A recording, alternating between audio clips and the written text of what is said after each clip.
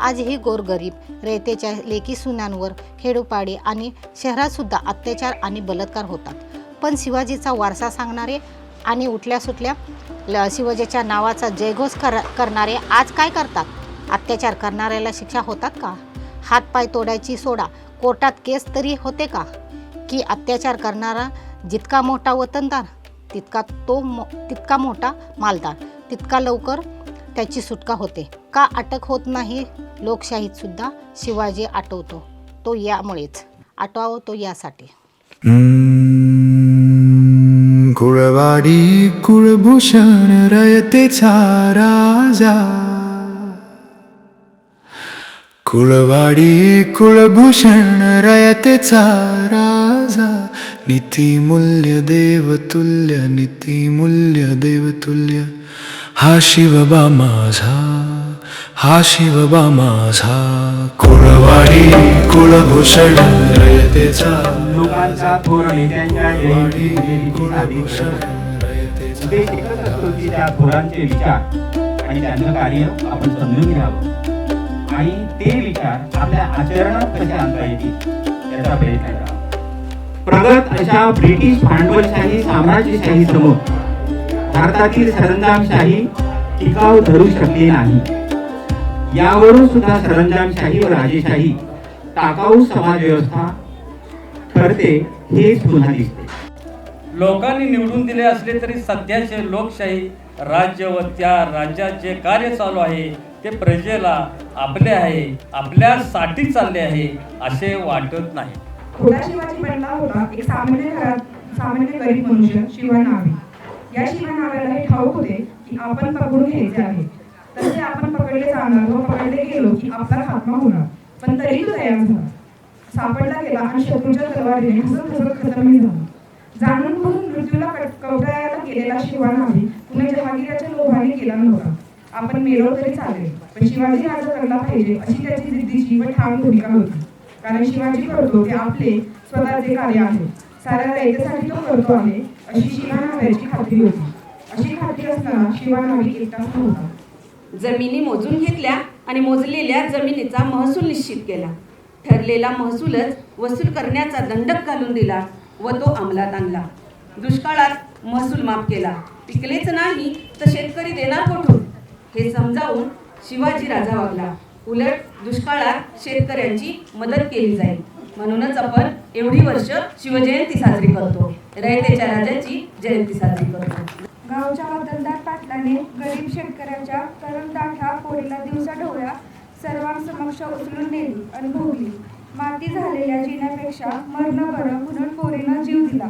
सारा गाव हळहळला पण मुकाच राहिला. शिवाजीच्या कानी ही गोष्ट आली.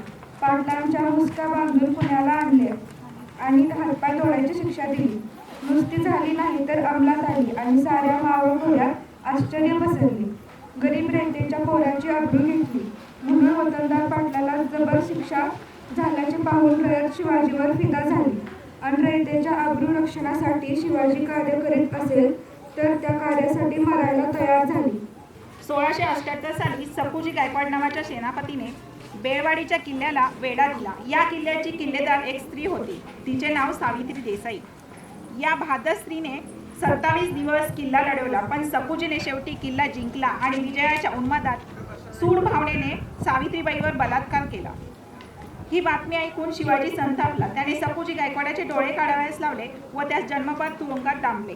आपल्या विजयी सेनापतीने शत्रू असलेल्या स्त्रीवर बलात्कार केला म्हणून भय केली नाही, कारण शिवाजीची भूमिका होती स्त्रियांची इज्जत कायम राहिली पाहिजे, मग ती कुणीही असो.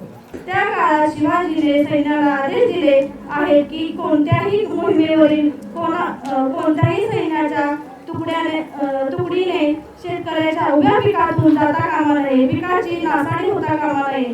कल्पना करून पहा, उभ्या पिकातून बेदखलपणे दौडत जाणारे व उभे पीक मातीमोल करणारे सैन्य वर्षानुवर्ष पाहण्याचा प्रसंग ज्यांच्यावर येत असेल त्यांना जर पिकातून न घुसता रस्त्याने जाणारे आणि पिकाची जराही नुकसानी होऊ नये अशी दक्षता घेणारे शिवाजींचे सैन्य पाहायला मिळाले तर त्यांना काय वाटेल? रयतेच्या पिकाची काळजी करणारा राजा त्यांच्या त्यांच्या आज्ञा मागून वागणारे सैन्य आणि हे सर्वजण करीत असलेले कार्य यासंबंधी रयतेला काय वाटले असेल हा राजा, हे सैन्य आणि हे कार्य आपले आहे असे रयतेला का नाही वाटणार? सैन्यातील घोड्यांना दाणा वैरण लागले तर रोख रक्कम देऊन खरेदी झाली पाहिजे. सैन्याच्या रयतेला त्रास होता कामा नये आणि नुसत्या आज्ञा देत नाही तर त्याची सक्त अंमलबजावणी करतो. रयतेच्या कष्टाचीही अपूर्ण कणव शिवाजीला रयतेच्या निष्ठा देऊन गेली. आज तसे सरदार नाहीत आणि तसे घोडदळही नाही. समुद्राचे सानिध्य आहे. या सर्व भागांच्या रक्षणासाठी आरमार आवश्यक होते, ते शिवाजीने उभारले. या अशा महत्त्वाच्या विभागाचा प्रमुख एक मुसलमान सरदार होता. त्याचे नाव दौलतखाना, दर्यासागर दौलतखाना. शिवाजींच्या खास अंगरक्षकात व खासगी नोकरात अत्यंत विश्वासू म्हणून मदारी मेहतर यांचा समावेश होता. आग्र्याहून सुटकेच्या नाट्यमय प्रसंगात या विश्वासू मुसलमान साथीदाराने शिवाजी राजांना दिलेली साथ काय म्हणून दिली? शिवाजी मुस्लिम द्रष्टा असता तर असे घडले असते का? शिवाजी स्वतः हिंदू होता व धर्मश्रद्ध होता, परंतु राजा म्हणून त्यांनी स्वतःच्या राज्यात प्रजेच्या धर्मावरून भेद केला नाही. हिंदूंना एक वागणूक व मुस्लिमांना दुसरी वागणूक, मुसलमानांना ते वेगळ्या धर्माचे म्हणून पक्षपातीपणाने वागवले नाही. ही बाब जशी हिंदूंना लक्षात घ्यावी तशी ती मुसलमानांनी सुद्धा लक्षात घ्यावी. धन्यवाद. चुकीला चूक आणि बरोबरला बरोबर म्हणायची हिंमत शिवाजी राजेंनी जी आपल्याला त्यांचा मावळा म्हणून, त्यांच्यासोबत काम करणारे म्हणून, त्यांचा विचार पुढे नेणारे म्हणून दिलेला आहे, त्या विचाराने आपण पुढे जाणार आहे.